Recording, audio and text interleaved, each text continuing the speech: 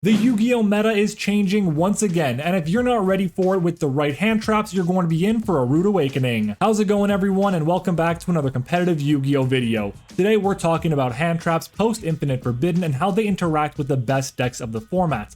The new releases include decks like Whitewoods, Fiendsmith, Gimmick Puppet as well, and with all of these strategies entering the meta, we have to know how to counter them, so this video should help with that. And if you're excited for the video, then make sure to smash the like button. If this video hits 300 likes, I'll bring you the ultimate guide to the best board breakers in Yu-Gi-Oh! Post-Infinite Forbidden. Also, if you like competitive Yu-Gi-Oh! Including deck profiles, guides on how to beat the best decks, meta discussions, and videos just like this one, you're gonna love this channel, so make sure to subscribe.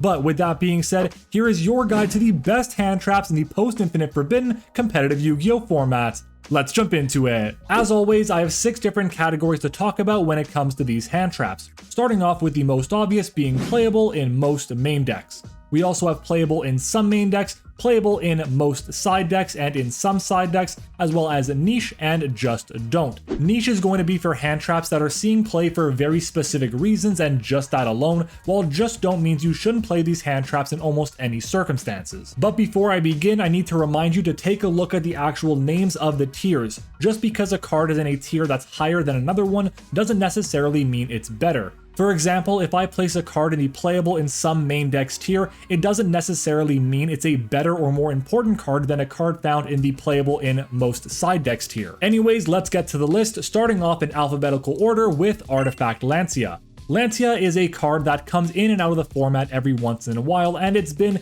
quite a long time since we last saw Artifact Lancea being a staple in either main or side decks, and honestly, it's for a good reason. Banishing is really good, but the fact that you can only activate it during your opponent's turn really hurts you, because if you're a deck that loses to Dimension Shifter, Artifact Lancea doesn't become an effective counter to that card if you're doing your actions on your turn. Combos in Yu-Gi-Oh! Are so strong nowadays that you have to have a hand trap that is impactful enough to really shut down what your opponent is trying to do. Artifact Lancea just doesn't do that, so for that reason, just don't play it. Moving on to Ash Blossom and Joyous Spring. This is like the poster child for hand traps in general when it comes to Yu-Gi-Oh! And honestly, it makes a lot of sense. The card is extremely generic and can hit a ton of different decks and effects in the format today.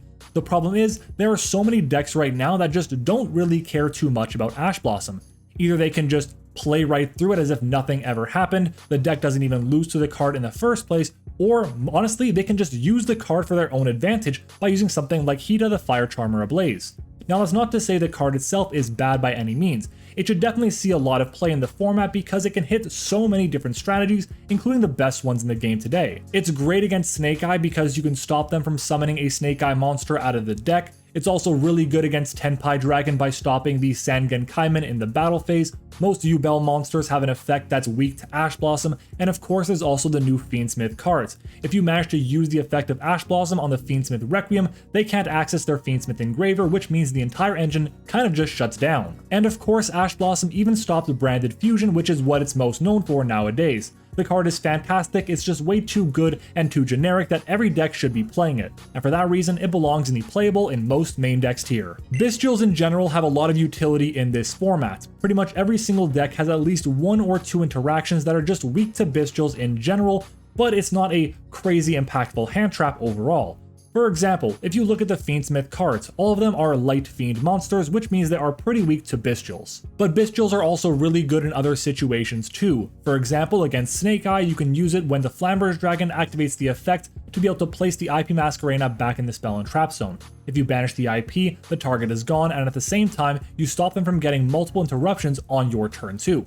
It's also pretty good against Belle in certain situations, not amazing, but it's able to at least delay them from getting access to their copy of Phantom of Belle because they can't fusion summon it from the banish zone to summon it out. And while Bystials can be a part of the engines for many decks, I'd argue that Bystials aren't as strong as they once were, because a lot of the effects that they would stop or shut down are also covered by cards like Ghost Belle or DD Crow for the most part. And those cards technically have more application than Bystials do because they don't care about what the attribute of the card they're banishing or affecting actually is. So unless Bystials are a part of your deck's main engine, I would argue that Bystials are playable in some side decks. Chaos Hunter is a very situational and kind of weak card when it comes to competitive Yu-Gi-Oh! If Artifact Lancea is a bad card in the format today, then honestly Chaos Hunter is even worse, because the card itself is a straight -1. Most other hand traps at least provide like virtual card advantage or just shut down an opponent's play, while Chaos Hunter doesn't really do that, so in my opinion, just don't play it. The same goes for Contact C. This card is really weak. I mean, it has some application against decks like Tenpai Dragon or even something like Branded, but both those decks, which are really good in this format as well, are able to actually deal with Contact C pretty effectively. Tenpai can just synchro away with it into a generic level 10 synchro, while Branded can just fusion summon using the card on the field as well. It does hurt, but it's not the end of the world. And if the card can be dealt with by even its best matchups, it's just not going to be good enough against any other deck because at the best case, it's going to be fodder for SP Little Knights. I really don't believe it's worth playing Contact C, so honestly, just don't play it. DD Crow is a card that's in a very interesting spot. Just discarding it to be able to target and banish anything from your opponent's graveyard is really nice. The card is able to shut down some really problematic effects, like for example Promethean Princess. If you activate DD Crow before special summoning a monster, you shut down their ability to summon back the princess. On top of that, it can be used on the other effect of Princess to banish something like a Snake Eye Ash that would summon off the effect of Princess or even the Flamberge Dragon as well. The question really comes down to, are Bystials better than DD Crow? DD Crow has a lot more application, but Bystials get you the body and a lot of extra potential as well. Droll can remove a card from the field and Magma can get a search for more disruption, while DD Crow is just kind of there. Honestly, I think DD Crow is a great card, it just may not be the perfect format for it right now, and for that reason I would put DD Crow in the playable in some side decks tier. Dimension Shifter is the bane of my existence. I hate this card with a passion, but it is very good and honestly should be played in pretty much every deck that can actually play it, because it's really good against the best deck of the format, which is going to be Snake Eye Fiendsmith. The fact that it can shut off pretty much the entire Snake Eye and Wanted engine is incredible, and just having access to Shifter in your deck gives you a leg up on the competition. The problem is not every deck is going to be able to utilize Shifter to its fullest potential. I mentioned that it's good against Snake Eye Fiendsmith, so obviously that deck wouldn't even use Shifter in their strategy because it hurts their own game plan. So if more decks could actually use Dimension Shifter to its full potential, I would place it a bit higher. But as it stands, D-Shifter belongs in the playable in some main decks tier. Droll and Lockbird is a terrific card in this format. It is just so incredibly good at stopping some of the best decks in the game. One of the new cards being released in the Infinite Forbidden is obviously the Fiendsmith Engraver and the rest of the archetype alongside of it. That archetype itself is incredible at so many things, but it does lose pretty hard to Droll and Lockbird. One of the effects of Fiendsmith Engraver is to use it to discard it and search for a copy of Fiendsmith Tractus, which will search for another card. If you hit them with Droll after they add the Fiendsmith Tractus, their Fiendsmith combo kind of just ends. Sure, they can still go into like Snake Eye combo to the best of their abilities, but it really depends on what they're trying to do because they can't add anything off the Snake Eye Ash or the Poplar, so it becomes really difficult to effectively combo through Droll and Lockbird. They still can, they have to have the right cards for it, but Droll is a significant hindrance to a Snake Eye Fiendsmith or Fiendsmith Belle strategy. It's because of how big of a threat the top two decks in the format are that Droll and Lockbird belongs in most main decks. Effect Failure offers targeted effect negation, which can be really good against a card like Phantom of Belle on a preemptive level. You can also use it on something like Snake Eye Ash or Snake Eye Oak to stop them from getting access to their big Snake Eye monsters, and it's just really solid overall. The biggest downside is that number one, it's a monster card, which means it can be hit with Call by the Grave. It can also be hit very effectively with something like Crossout Designator, but it also can be hit with triple tactics, talents, and thrust. The fact that you're locked into using it during your opponent's main phase can really hurt, but the card itself is still insanely strong because targeted effect negation is really good for a hand trap in the current format. So while I want to put it a little bit lower, I don't think I can, and Effect Failure belongs in the playable in most main decks tier. As always, after talking about Effect Failure, I move on to Infinite Impermanence because the cards are so similar. Essentially, Imperm being the trap version of Valor and can be activated during any phase is absolutely critical. The card is terrific and is easily one of the better hand traps in the game because it's not a monster card, so it doesn't trigger effects like Talents and Thrust, and it can't be hit with Call by the Grave either. It also shuts down the entirety of the effect, so a card like Snake Eye Ash is just absolutely destroyed after you hit it with a copy of Infinite Impermanence. It is the most flexible option on this list, and for that reason, it definitely belongs in the playable in most main decks tier. Fantastical Dragon Fantastical should never see main deck play, even though we're entering a format that's going to have a ton of Link monsters. Basically, you don't know what you're going to expect against your opponent. They could be playing the Fiendsmith cards and link off a ton of times, or they could be playing something like Branded, for example, which never links and you have a dead card. The card is a perfect side deck choice though against so many strategies, but what it really offers has nothing to do with the body it provides or even the negation it offers. What it really offers is that it's going to allow you to dig deeper into your deck to find the best cards at possibly stopping your opponent. So if you want to side deck a copy of Fantastical Dragon Phantazmay to help you dig for a card like Droll and Lockbird,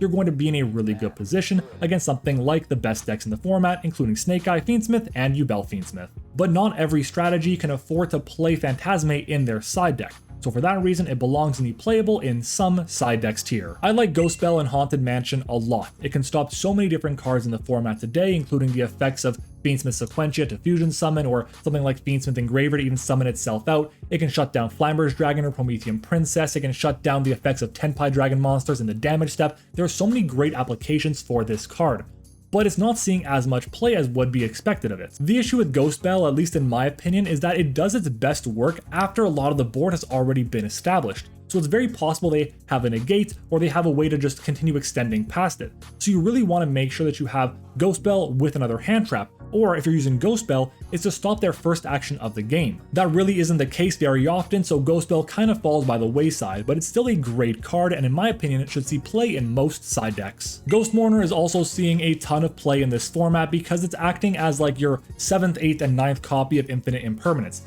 It's a great card because it does offer targeted effect and negation, just like Valor does and Imperm does, but the card itself does have a few downsides. You can't use it on the effect of something that would be like an ignition effect. It has to be exactly on summon, which means they can always just not use the effect and use a different copy later on. And while that can be a downside, a lot of strategies are playing one copy of cards in their extra decks, meaning you can always use it on the effect of a special summon monster like Promethean Princess, for example, or even Phantom of Belle if you really want to. But Ghost Mourner never really sees any play in side decks, not because it's a bad card by any means, but because as a card it has a really unique capability of shutting down effects. So it sees a lot of play in main decks, or it's just not played at all because people don't have room for the card in their list. But if your strategy does have a lot of room for non-engine, then Ghost Mourner becomes a great option as an Imperm style effect. And for that reason, Ghost Mourner belongs in the playable in some main decks tier. Ghost Ogre and Snow Rabbit is the next Ghost Sister on our list. It's a terrific card in this format because there are so many cards that are just very weak to it.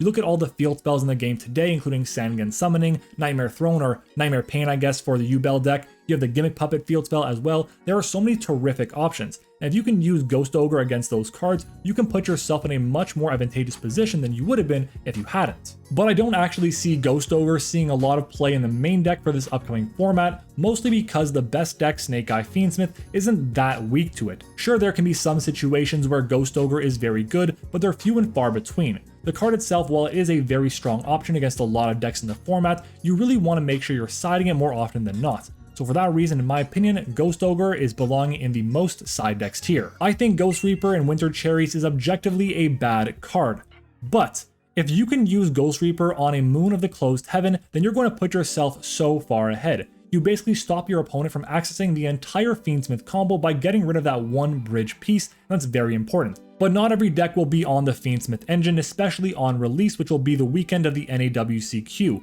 So for that reason, I'll put it in niche. Ghost Sister and Spooky Dogwood is our final Ghost Sister for this video. The card itself is fine at doing exactly one thing, and that's helping you win in time. And if games are going to go very long in this format, which we're expecting they will, it might be a solid choice.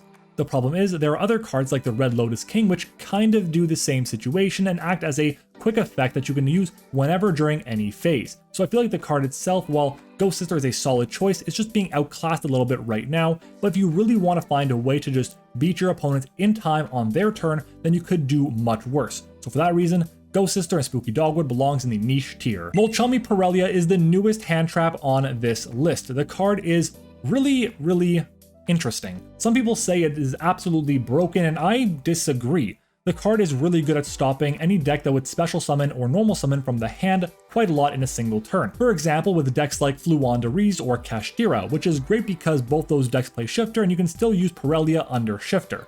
But the card itself isn't really that good against a lot of the top decks in the game today. How often does Snake Eye summon from the hand realistically? I think eventually we'll find a format where Multcharmy Purelia is a very good card, but it's not going to be this one, and for that reason, I'll put Multcharmy Purelia in the niche tier. Nibiru is also a great card in this format because a lot of decks are summoning more than 5 times, and there are quite a few different choke points for different strategies. While Nib is a very good card, it's at its best when paired with another hand trap to stop the follow-up that a lot of decks actually have. For example, right now in the Snake Eye Fiendsmith combo, there's a pretty significant choke point, and it's going to be as soon as the Moon of the Closed Heaven is actually summoned. Before they link off into the one copy of Fiendsmith Requiem, you can Nibiru them here and basically shut down a lot of their combo. But if they have the one copy of their extender like Wanted or Bonfire, Belle Star, whatever the case might be, they can just keep on playing, which can be problematic. If you don't have the Imperm or the Ash Blossom or whatever card is going to stop their extender, then they can still go pretty much full combo. It won't be as strong as the regular combo they would go for, but it's still going to be a solid endboard nonetheless through Nibiru. That's why in my opinion it really depends on what deck you're playing if you're going to be deciding to add in Nibiru. You really want to make sure you have your bases covered with cards like Ash, Imperm, Valor, and Droll and Lockbird before you go ahead and add Nib. But if you have a lot of space for non-engine in your strategy, then yeah, definitely consider Nibiru as an option. And for that reason, Nibiru belongs in the playable in some main decks tier. PSY-Framegear Gamma is a really interesting card that can do very well when it actually goes through, but because it's limited to one copy and you have to play the copy of the driver, very few decks can actually use it. And for that reason, I'm placing PSY-Framegear Gamma into the niche tier. Retaliating C just isn't a strong card in this format, and there are so many better options for even when it is a decent choice. For that reason, just don't play it. Sauravis the Ancient and Ascended really belongs in only 2 decks in this format. The first of which is going to be Voiceless Voice because it can be summoned out to the field for both of its effects, but you can also use it in Gen X as a way to protect the Link 1 monster from being targeted with cards like Imperm, Valor, and Mourner. Sauravis is a hand trap that protects you from other hand traps, but because the engines of certain cards are so strong right now, we don't really need the extra protection for most decks. If Sauravis wasn't almost a mandatory card in those 2 previous decks I mentioned, I'd put it lower, but for the time being, I'll place Sauravis in the niche tier. Meister seems to have a lot of potential, but it never really actually lives up to it. It's a card that can be used multiple times in a turn, it can shut down a lot of really powerful effects in the graveyard, and honestly the card itself, being a fiend monster, does come up from time to time. But in my opinion, the reason why it doesn't really see any play is because pretty much every effect that it would stop already has a hand trap that shuts down those effects in the first place. Effects like Ghost Belle, Ash Blossom, DD Crow, Bystials, these would shut down other effects that Meister would try to stop as well. There's just too much overlap, and the fact that it's not a hard once per turn doesn't make up for that factor. So for that reason, I'll place Meister also in the niche tier. And the final hand trap we're going to talk about on this video is going to be none other than Veidos, the Eruption Dragon of Extinction. This card is incredibly powerful at dealing with any deck that wants to use field spells a lot, and there are quite a few of them. But the 2 most prominent ones are going to be the Gimmick Puppet field spell and the Tenpai Dragon field spell. By getting rid of those field spells with a copy of Veidos, you're able to actually affect their Fire Dragon or Gimmick Puppet monsters, which can be really good at stopping either an OTK or FTK. Because Ghost Ogre is a lot more flexible at dealing with a lot of these cards, I think that Veidos is going to be a bit lower on the tier list, and for that reason, for the time being, I'm placing Veidos in the playable in some side decks tier. And that's it. This is my tier list for the best hand traps in the post-Infinite Forbidden competitive Yu-Gi-Oh format, and I think it's a pretty good list. Let me know down in the comments if you want me to talk about a different hand trap or if you disagree with something on my list, and we'll have a good discussion. Remember to leave a like on the video if you enjoyed it. If we hit 300 likes, I'll bring you the ultimate guide to the best board breakers in Yu-Gi-Oh as well. Subscribe to the channel for more amazing competitive Yu-Gi-Oh video, and of course check me out on Twitter and join the Discord server. Thank you to my channel members for going the extra mile and supporting the channel, and thank you all for watching. I hope you enjoyed it, and I'll see you all next time.